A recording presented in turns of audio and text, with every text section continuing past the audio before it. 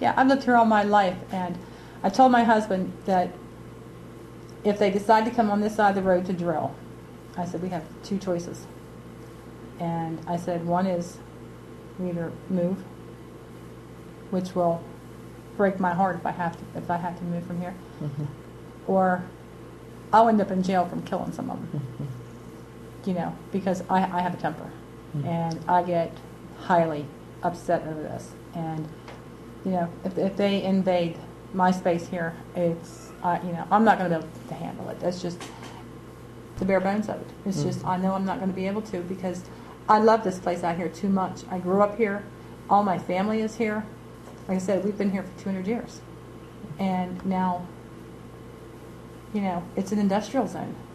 You know, I choose to live out here because of the way of life.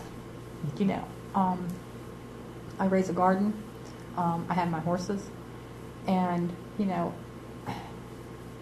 my friends are afraid to come out here and ride horses with me anymore. So I don't get to ride as often as I used to, because now it's mostly by myself, which, you know, is not always the safest thing to do. And, you know, everything has changed. Just everything, you know. I mean, even a simple drive to town has turned into stress, because you have to watch and fight these big trucks all the way to town. You know, or they hold you up, they stop you. They stopped me in Silver Hill at the fire department this morning as I was coming back from the vets. There was a string of traffic, and I went around them, and there was a tow truck sitting in front of the fire department, and he says there's, you know, 14-foot wide load coming. And I told him, well, I have half of this road. Because at that point, by the time I had come back, after traveling that road again, you know, I was very frustrated. And when I got down there, and then they're telling me that I can't go, you know, and like he has no authority to tell me that I can't go.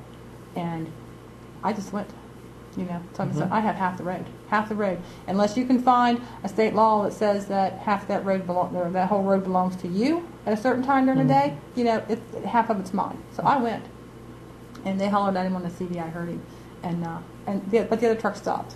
Yeah. You know, and waited till I came through. Had to.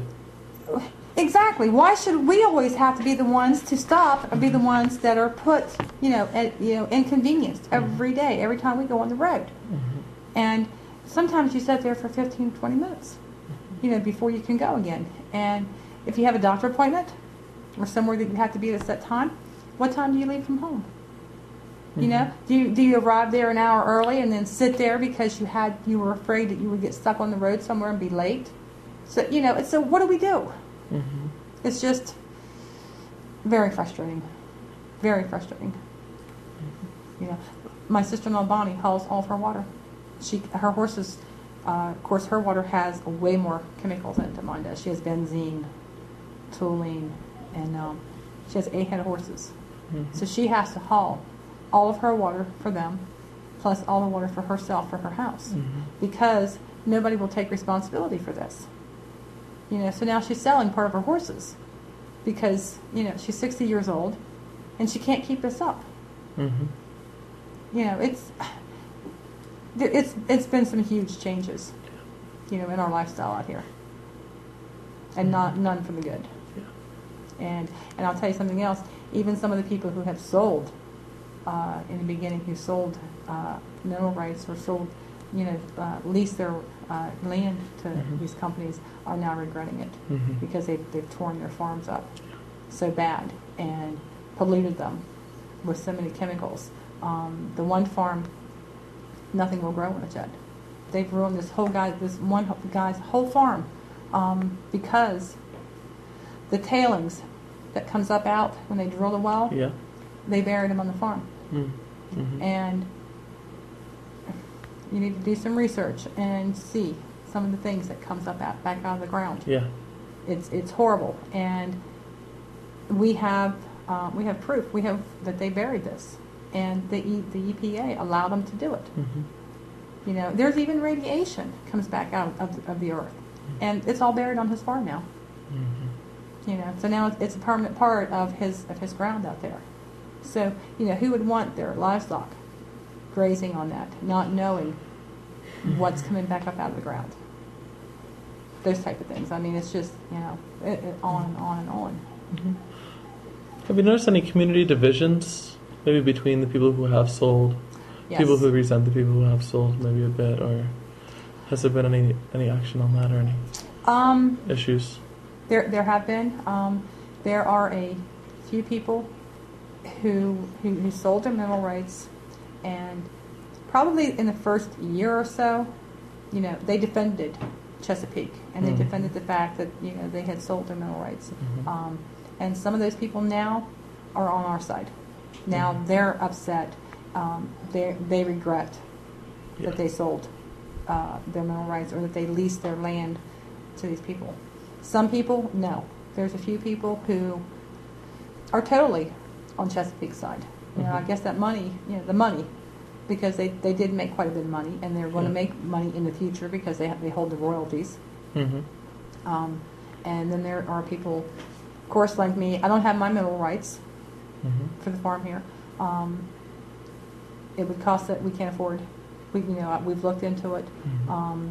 There are so many heirs to this farm that part of them would sell them, part of them wouldn't. And it would take us a huge amount of money to track these all down and to do this. So we can't afford it. But even if I owned my mineral rights, I wouldn't sell them. Regardless. I want nothing to do with them. I don't want their money. I want nothing from them, only for them to leave. But yeah, there are community divisions. Some people are basically, they have the attitude of there's nothing you can do to stop them. Mm-hmm. And we needed the money, so we sold. But now the majority of the people actually who live out here, who owned their mineral rights and did sell them, most of them regret doing it, and they wish now that they hadn't done it. And so I think they feel like they're kind of caught in the middle. Mm-hmm.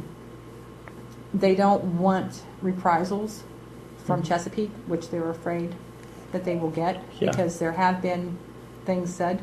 And on the other hand, they don't want to say too much to us because they don't want these reprisals. So they feel, I think, kind of caught in the middle. Mm-hmm. So you have a little bit of everything. You have some of us like me who don't have the mineral rights. Mm-hmm. Then you have the ones there's a few who sold their mineral rights and now regret doing it. Mm-hmm. There's some who have the mineral rights and have refused to sell them and will not sell them, and have refused to let their pipelines go across them even. Mm-hmm.